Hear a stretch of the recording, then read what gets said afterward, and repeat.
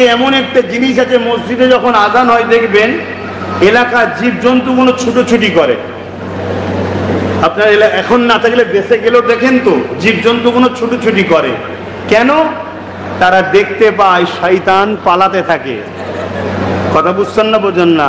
তা এই আজানে বা এই তাকবীরের এত পাওয়ার, এই পাওয়ারে শয়তান, মানবরূপী শয়তান যারা, তাদের মধ্যে একটা কম্পন তৈরি করে, ভয় তৈরি করে।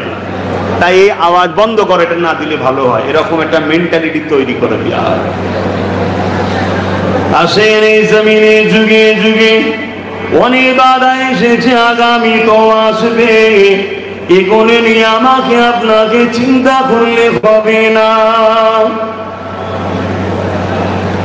এ নওজওয়ান তরুণেরা, যুবকেরা, জীবনের একটা মাকসাদ করে নেন, যতদিন দুনিয়া জমিনে বাঁচবো আল্লাহ ও রাসূলের জন্য বাঁচবো। এই জমিনে যা কিছু করব উদ্দেশ্য আল্লাহ ও রাসূল থাকবে। মান আহাব্বা লিল্লাহ ওয়া আবগাদা লিল্লাহ ওয়া আতা লিল্লাহ ওয়া মানআ লিল্লাহ ফাকাদ ইসতাকমাল আল ঈমান।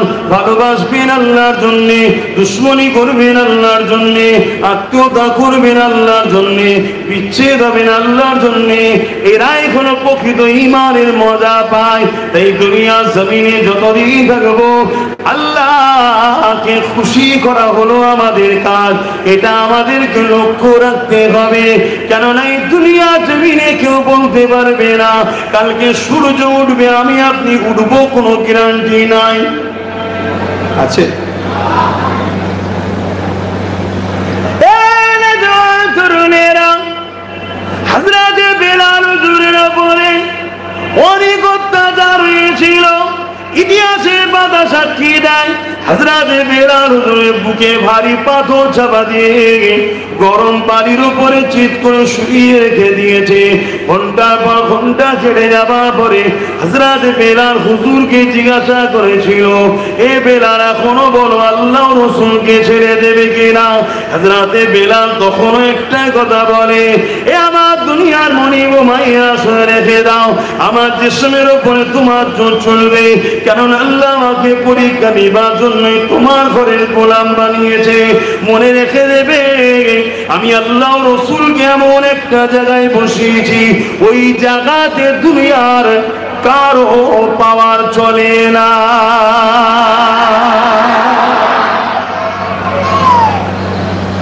আমাদেরকেও সেই ঈমান তৈরি করতে হবে, সেই মহব্বত সম্পর্ক জুড়তে হবে, এটাই কাজ,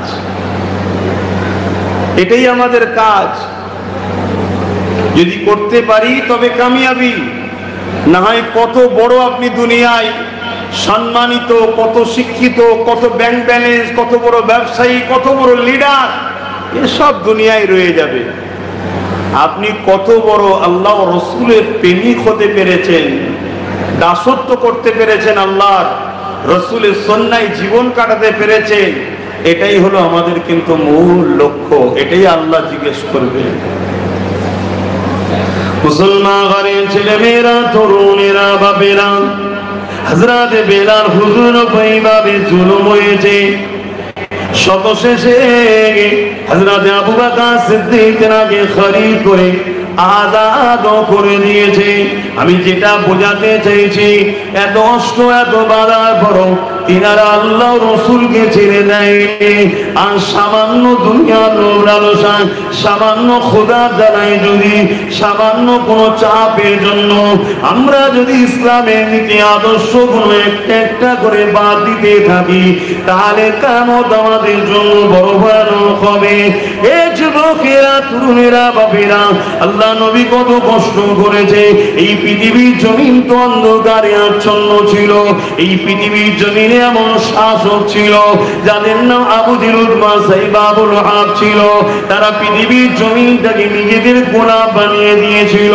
তাদের হাত থেকে মানুষগুলোকে আজাদ করার জন্য আল্লাহ নবী যে সংগ্রামটা করেছে, যে লড়াইটা করেছে, যে কষ্টটা নবী আমার কাটিয়েছে, তার সামান্যটুকু তো আমাদের উপরে আল্লাহ দেয়নি।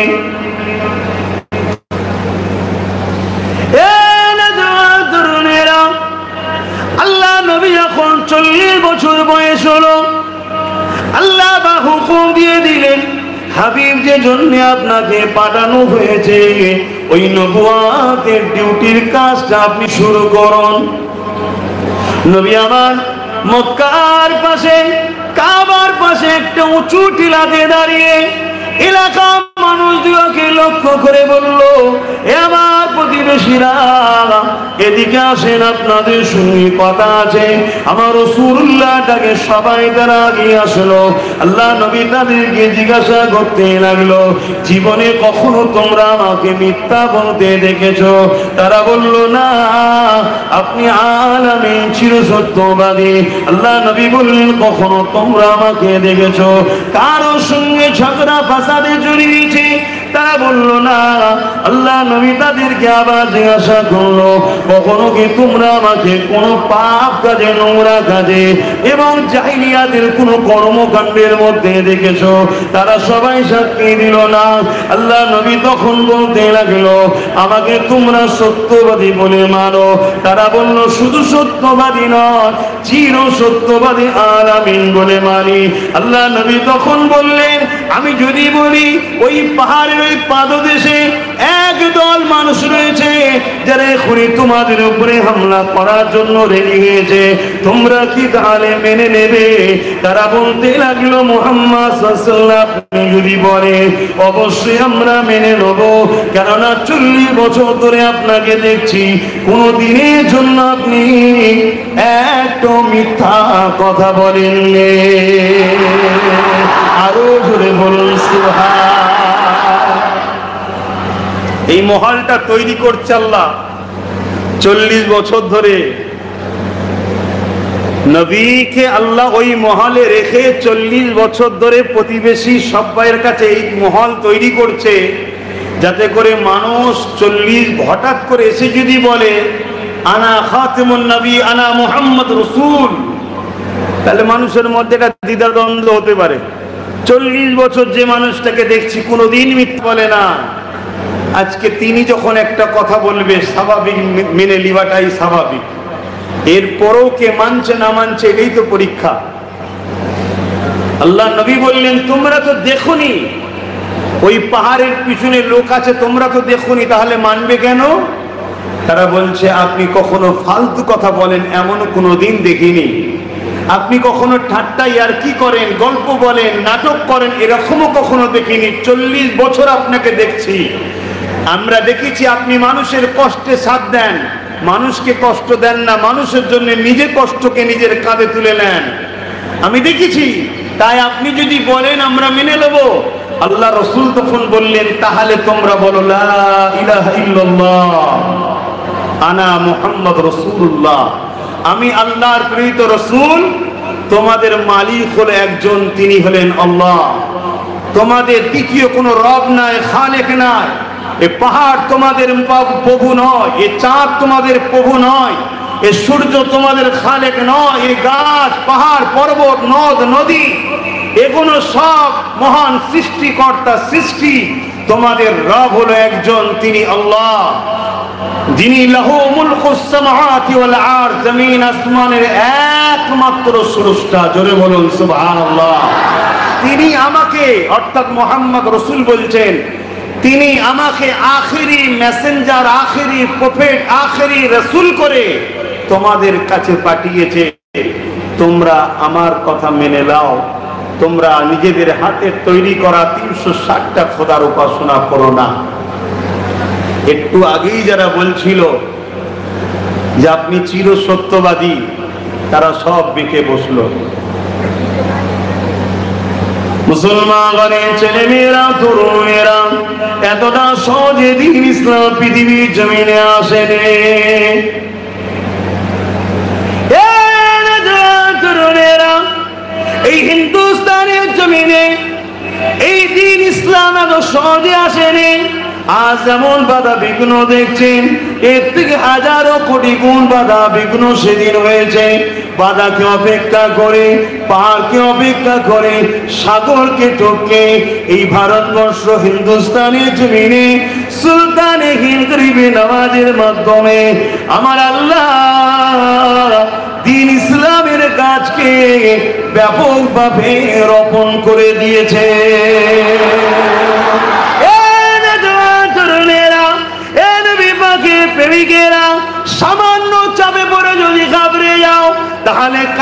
আমলটা বড় কঠিন হবে। যেদিন মাথার এক বেল দেখতে রাখা দুপুরে সূর্য থাকবে, যেদিনে ছেলে বাপের হবে না, বাপ ছেলের হবে না, ছেলে বাপের হবে না, বাপ ছেলের হবে না, স্বামী স্ত্রী হবে না, স্ত্রী স্বামীর হবে না, মা মেয়ের হবে না, মেয়ে মায়ের হবে না, কেউ কারো হবে না।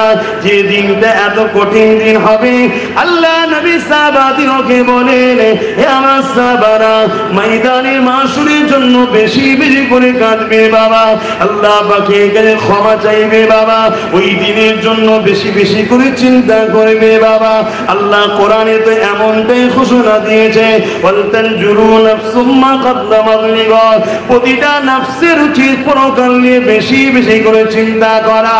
এই কথা যখন সাহাবারা বলেন, আল্লাহ নবী এখন বারবার বলেন, সাহাবারা জিজ্ঞাসা করেন, ইয়া রাসূলুল্লাহ হাবিবাল্লাহ, ময়দানে মাশরটা কেমন হবে? আল্লাহ নবী বলেছিলেন, এ বাবা সাহাবারা, ময়দানে মাশরে এমনও ছেলে পাওয়া যাবে নিজের বাপকে জমিনে শুইয়ে দিয়ে তার বুকের উপরে পা দিয়ে দাঁড়িয়ে যাবে। ময়দানে মাশরে এমনও বাপ পাওয়া যাবে নিজের ছেলেকে জমিনে শুইয়ে দিয়ে তার বুকের উপরে পা দিয়ে দাঁড়িয়ে যাবে। ময়দানে মাশরে এমনও মা পাওয়া যাবে নিজের মেয়েকে জমিনে শুইয়ে দিয়ে তার বুকের উপরে পা দিয়ে দাঁড়িয়ে যাবে। এক কথায় যার উপরে যার চলবে ময়দানে মাশরে সে তাকে জমিনে শুইয়ে দিয়ে তার বুকের উপরে পা দিয়ে সে দাঁড়িয়ে যাবে। এরই নাম হবে কিয়ামত। শুনছেন তো আপনারা? মাইকরা বুঝতে পারছেন? আমরা বাপকে কত ভালোবাসি, বাপ সন্তানকে কত ভালোবাসে, আমরা মাকে কত ভালোবাসি, মা সন্তানকে কত ভালোবাসে, স্বামী স্ত্রীর সম্পর্ক, বাপ বেটার সম্পর্ক, বন্ধুর সম্পর্ক। কিন্তু ময়দানে মাশরে যে যাকে পারবে জমিনে শুয়ে তার বুকের উপরে পা দিয়ে দাঁড়াবে। কেন?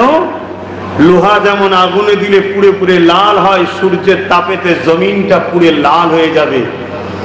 বর্তমান সূর্য তো কোটি কোটি মাইল দূরে, সেদিন সূর্যের 12 গুণ তাপ বেশি হবে। মাথার এক বেগদা ইখতিলাফ, এক হাত উপরে আল্লাহ সূর্যকে নামাবে, এই তাপেতে মাথার ঘিনুগুলো গলে গলে নাক দিয়ে ঝরবে।